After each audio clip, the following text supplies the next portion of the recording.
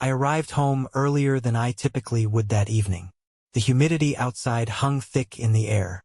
A sign of the storm that was about to break inside the house felt unnaturally quiet. The usual sounds of Emily bustling around downstairs were conspicuously absent. My thoughts were still a tangled mess from a long day at work, deadlines, meetings, and a relentless grind. All I craved was to walk through that door, pop open a cold beer, and sink into the couch. Perhaps I would catch a brief moment of relaxation before Emily shared whatever trivial activities had filled her day. But the instant I stepped inside, something felt off. It was not overt at first, just a subtle change in the atmosphere. The air seemed different, heavier, almost oppressive.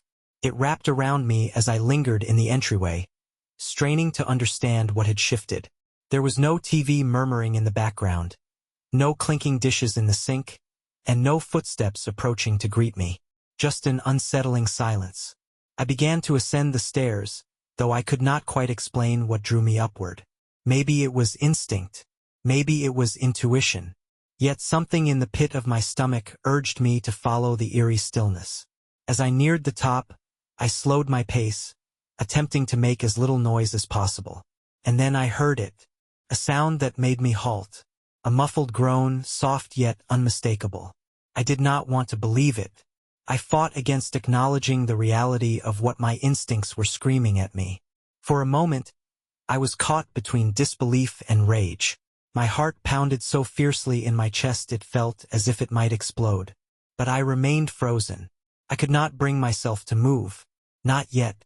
Another moan came, louder this time, followed by the unmistakable sound of movement. It was emanating from the bedroom. Our bedroom. I edged closer, the carpet absorbing my footsteps as I reached the door. It stood slightly ajar, just enough for me to catch a glimpse in the mirror on the opposite wall. And there they were, entwined on the bed I had shared with Emily for years. She was beneath him, her face flushed and lost in the moment, utterly oblivious to my presence. And him, Michael, my best friend. The guy who had stood by my side at our wedding, who had toasted to our happiness, who had been part of my life for as long as I could remember. He was hovering over her, his body pressing into hers in a way that twisted my stomach. The betrayal hit me like a punch to the gut, raw and visceral. I could not breathe. I could not think. I did not fully comprehend. I just stood there watching. Every fiber of my being urged me to burst in, tear them apart, and make them pay for their treachery. But this was not going to be a cheap thrill where I simply seduced her and bragged about it afterward. No, it had to be much more profound, more intimate. I did not just want to sleep with Jessica. I intended to take her away from him in the most gut-wrenching way imaginable. I would make her fall for me, make her question everything she believed about Michael, and in the end, she would lose faith in him and choose me, not out of mere lust but from a place of genuine love. And when that moment came, I would allow Michael to witness, as everything he held dear crumbled before his eyes. What made this plan so exquisite was how effortless it would be. I understood Jessica's insecurities, her fears, and her longings. She was not like Emily. Jessica was more subdued, contemplative, with a delicate nature that Michael never truly valued. To him, she was simply another trophy, something to show off at family functions or among friends. But I knew better. I had seen the fractures in their relationship long before this moment. I had witnessed her vulnerability, and now I was ready to exploit it. As I glanced at my phone, I pondered whether tonight was the night to make my first move. But no, patience was crucial. I could not come on too strong or act impulsively. I needed to lay the groundwork with precision. So I drove home, settling back into my role as the unsuspecting husband. Emily had no clue about my knowledge, and that was my greatest weapon. Entering the house, I could hear Emily humming softly upstairs, preparing for bed. Each note of that song echoed with her betrayal. I kept my expression neutral as I moved through the kitchen. Grabbing a drink, she appeared downstairs, donning one of my old worn t-shirts, the kind she always loved to sleep in. It used to be charming, but now it felt like a cruel joke. "You are home late," she remarked casually, filling a glass with water. The nonchalance in her tone sent chills down my spine, as if nothing had happened, as if she had not just betrayed me in our bed. The audacity was almost impressive. "Yeah," I replied, keeping my voice even. "Got caught up at work." She approached me, kissing my cheek, acting as if everything was perfectly normal. "I missed you today." I flashed her a cold smile, one that had become my mask. "I missed you too."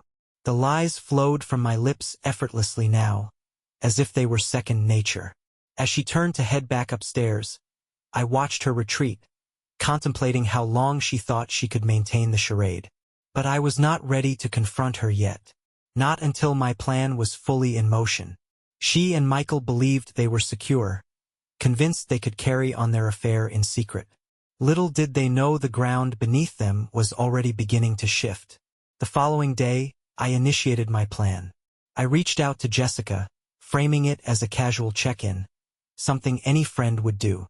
We had known each other for years, so a little small talk would not raise any alarms. I sent her a simple message asking how she was doing and if she wanted to catch up. She replied almost instantly, likely relieved to find a distraction from whatever hollow excuse of a relationship she had left with Michael. Within a few days, we set up a meeting for coffee. This was not unusual. Michael and I were close, and the four of us had shared plenty of time together over the years. But this time was different. This was a calculated move. We met at a quiet cafe in town, the type of place where no one paid attention to who occupied which table. Jessica looked worn out, the weight of life pressing down on her.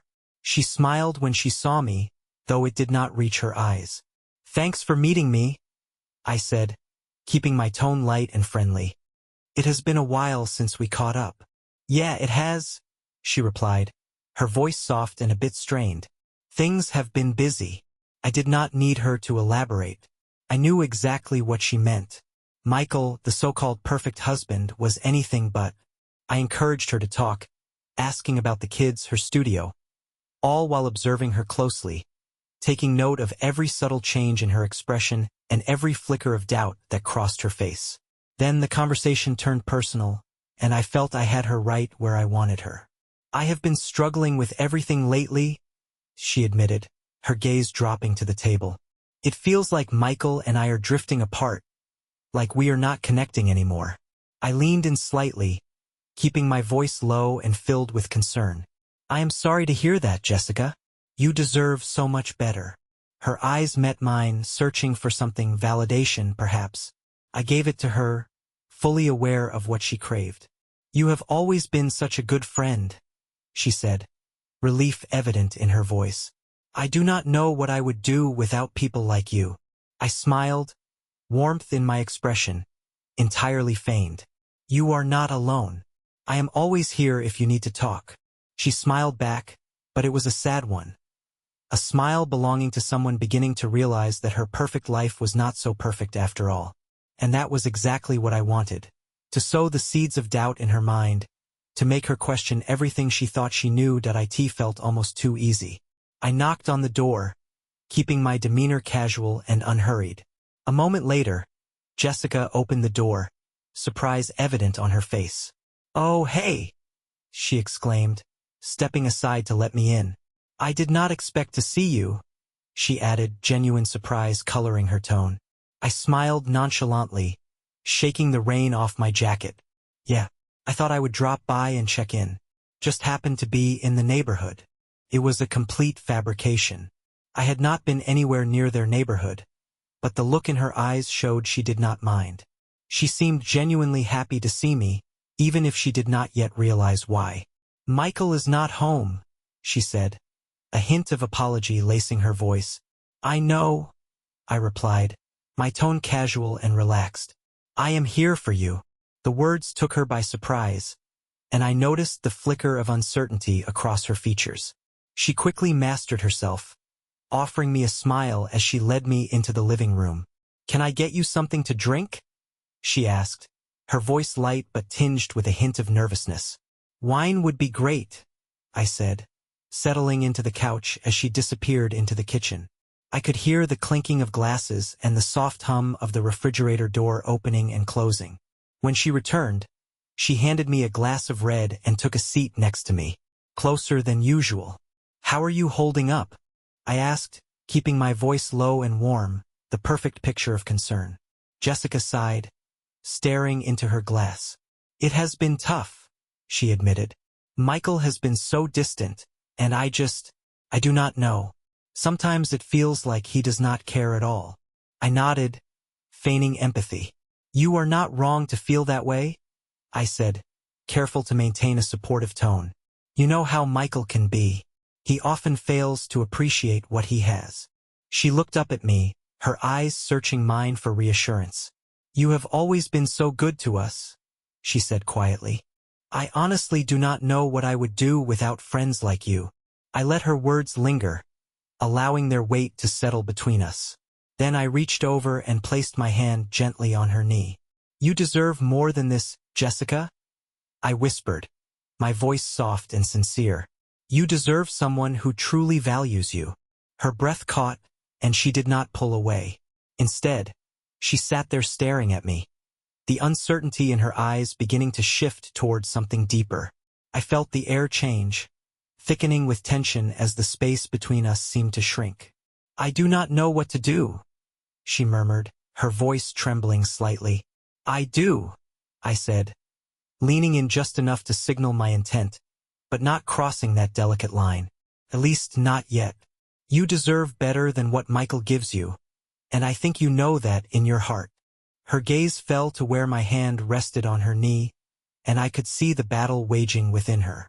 She was torn between her loyalty to her husband and the undeniable allure of something she craved, something Michael had clearly failed to provide. I should not, she started, but I gently interrupted her, my voice soothing and coaxing. I am not asking for anything, Jessica. I am simply speaking the truth. She hesitated, her breath shallow, and for a brief moment, I feared she might pull away. But then, slowly, almost imperceptibly, she leaned toward me. Her lips parted ever so slightly, her eyes fluttering shut. It would have been so easy to kiss her then, to take that final step. But no, not yet. This was not about rushing things. It was about planting the seeds of doubt and desire. Letting her come to me when she was ready. That was where the true power lay, in making her want it. I leaned back slightly, creating space between us, observing the confusion playing across her face. I should get going, I said casually, though I let just enough tension linger in the air to keep her on edge. Jessica blinked, as if emerging from a dream. Yeah, maybe that is a good idea, she murmured. That I stood, placing my glass on the coffee table with deliberate slowness. We will talk soon, I said, offering a smile that hinted at secrets and promises unspoken. And remember, I am here for you. As I stepped out of her house, I could sense her gaze lingering on my back, the weight of our conversation still thick in the air. Jessica was teetering on a precipice now, caught in the fragile interplay between loyalty and temptation. All she needed was a gentle nudge, and I would be there to catch her when she fell. By the time I reached my car, the rain had subsided, leaving the air cool and damp. I lingered for a moment, savoring the intoxicating sense of control, knowing that the first phase of my plan was unfolding flawlessly. Michael had stolen Emily from me, my wife, my life, but he had no idea I was orchestrating the same fate for him, only with more precision and patience. When the dust settled, he would not just lose Jessica. He would lose everything that mattered to him. But for now, I was content to wait, to let the tension simmer, to allow the betrayal to bubble beneath the surface until it was ready to explode. The next few days unfolded in a disquieting calm that had become my new normal. Emily continued her charade, sending sweet but hollow texts, playing the devoted wife while sneaking off to meet Michael. They had grown reckless, perhaps convinced they were too clever for me to catch on. Watching her glide through our home, oblivious to the impending collapse of her carefully constructed facade, almost made me laugh. Yet I could feel the cracks widening. It would not be long before their illusion crumbled. For now, though, I maintained my role, letting her think I was unaware. In fact, I intensified my attentiveness toward her, showering her with affection, compliments, and spontaneous date nights. If she sensed the subtle shift in my behavior, She did not mention it. She was likely too absorbed in her own affair to notice my act. It was the perfect cover, keeping her off balance. But Jessica, she was my true focus now. Since that night in her living room, I had felt a shift in her demeanor. She had started reaching out more. She began confiding in me, sharing her worries and frustrations in a way that felt increasingly intimate. It was subtle, but each time she leaned on me emotionally, I pulled her further from Michael, creating a rift between them that he could not even see. By the end of the week, I was ready to escalate my plans. I had exercised patience, careful not to push too hard. But the timing was right. Michael was set to leave town for a work conference, a detail he had proudly shared with me just days before. It was almost laughable how oblivious he was, blissfully unaware that his absence would provide me the perfect opportunity to advance my intentions with Jessica. On Friday evening, I sent her a message. Nothing too forward, just a simple, "How are you holding up? Need some company?" Her reply came almost instantly. She was home alone and could definitely use the distraction. I wasted no time. The drive over was quick, but my heart raced with anticipation. The rain had ceased for the night, leaving the streets slick and glimmering under the streetlights. The cool air carried the scent of damp asphalt and something else, a sense of inevitability. Tonight I would push things a little further. When I arrived at her house, she greeted me with a weary smile. "Thanks for coming," she said softly, stepping aside to let me in. It has been a long week. I could see the exhaustion etched on her face, the quiet sadness that seemed to weigh her down. Michael's neglect had clearly taken its toll, and she looked like someone carrying a burden far too heavy. This was precisely what I had hoped for. "I am always here when you need me," I replied, giving her the reassuring smile that had begun to feel like second nature. We settled into the living room. The lights dimmed, creating a cozy, intimate atmosphere. She poured us both a glass of wine, a casual gesture that felt electric in the stillness. I sat beside her on the couch, close enough for her to feel my presence, but not so close as to make her uncomfortable. Not yet. At first, we chatted about mundane topics. Work, the kids, those little details that filled her daily life. But as the wine flowed and the evening deepened, the conversation began to shift. I could feel Jessica's walls crumbling, the vulnerability I had nurtured in her surfacing like a tide. "It is just, I do not know how much longer I can pretend everything is fine," she confessed, her voice barely a whisper. "Michael is never around, and when he is, it is like he is a ghost. I feel like I am losing him. Or maybe I have already lost him." Her words hung heavily in the air, thick with emotion. This was the moment I had been waiting for, the crack in her armor that I could slip through. I reached out, gently placing my hand over hers, my touch soft yet deliberate. "You have not lost him, Jessica," I said quietly. "But maybe it is time to let go of something that is not there anymore. You deserve more than being an afterthought in your own marriage." She looked up at me, her eyes wide and searching. "I do not know what to do," she whispered, her voice tinged with desperation. "I have tried everything to fix things. I just want to make it work. But I feel so alone," she added, her voice trembling. "You are not alone," I replied, my tone steady and reassuring. "I am here. I have always been here." Then, without a second thought, she leaned in, her lips brushing against mine softly, tentatively, as if she were testing the waters of a connection she had never imagined. I kissed her back, savoring the moment just long enough before pulling away. My breath was steady and calm, as if this was exactly how things were meant to unfold. Her eyes widened, shock flickering across her features. I should not have done that," she stammered, instinctively pulling back and covering her mouth with her hand. "I am sorry." I shook my head gently, my voice soothing. "Do not apologize. You did nothing wrong." Confusion and guilt battled behind her eyes, and I knew the storm raging within her. "But what about Michael?" she asked, her voice laced with uncertainty. "Michael is not here, Jessica," I finished for her. "And if he were, would he even notice what you are going through?" Her silence spoke volumes, confirming everything I suspected. She had crossed the line, and deep down, she knew it. But the truth was, she did not regret it. Not really. She was caught between the guilt of betrayal and the relief of feeling something real again. "I do not know what I am doing," she admitted, tears pooling in her eyes. "I just feel so lost."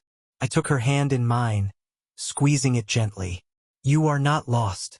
You are beginning to see things for what they truly are." The silence between us stretched, heavy with unspoken truths.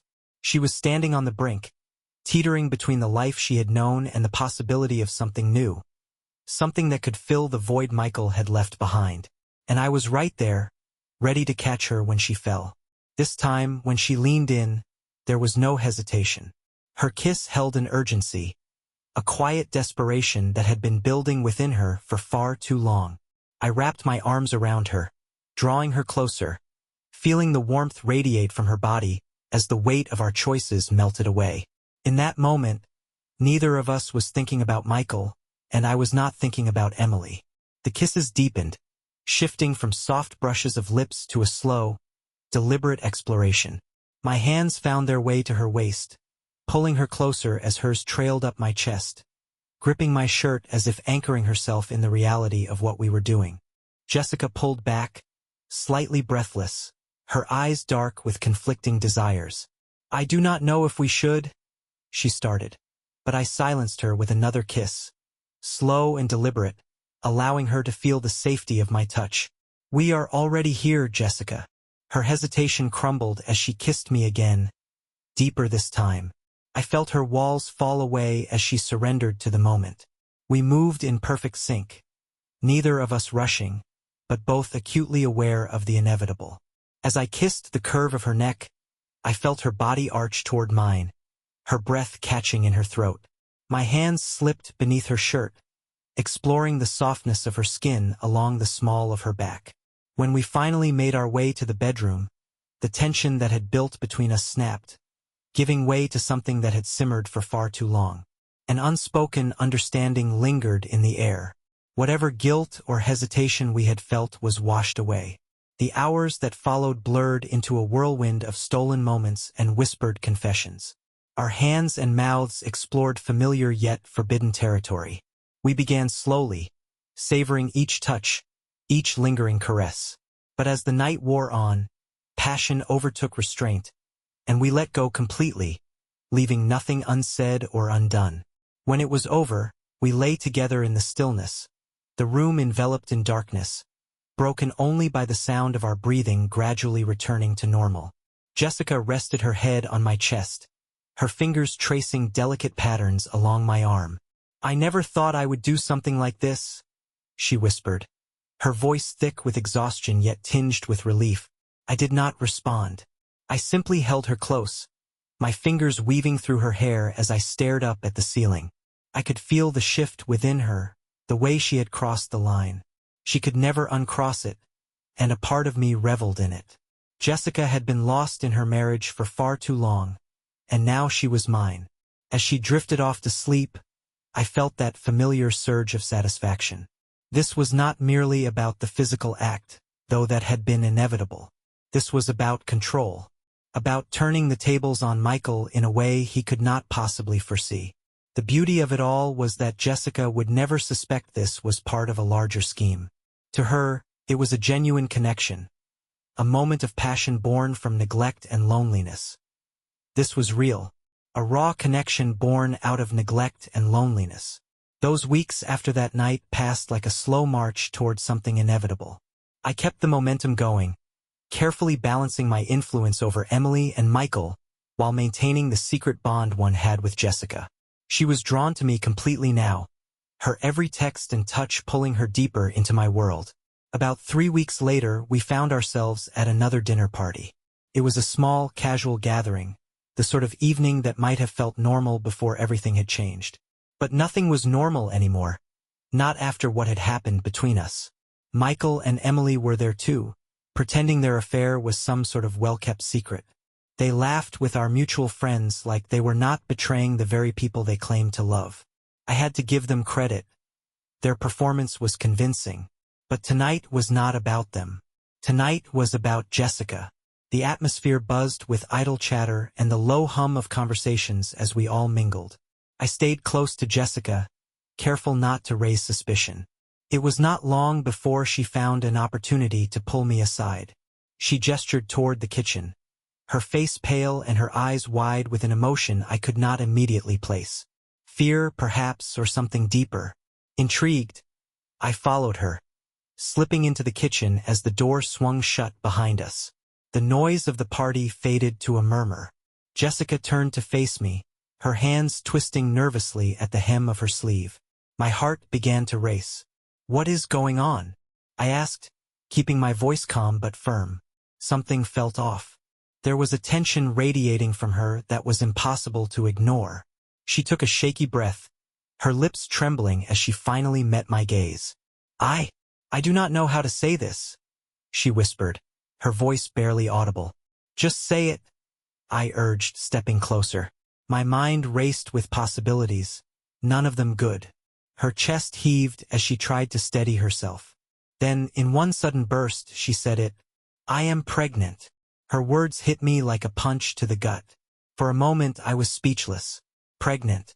Jessica was pregnant, and it was not Michael's child. I swallowed hard, trying to process the revelation. "Are you sure?" I asked quietly, studying her face for any sign of doubt. She nodded, biting her lip as tears welled up in her eyes. "I have taken all the tests. It is real."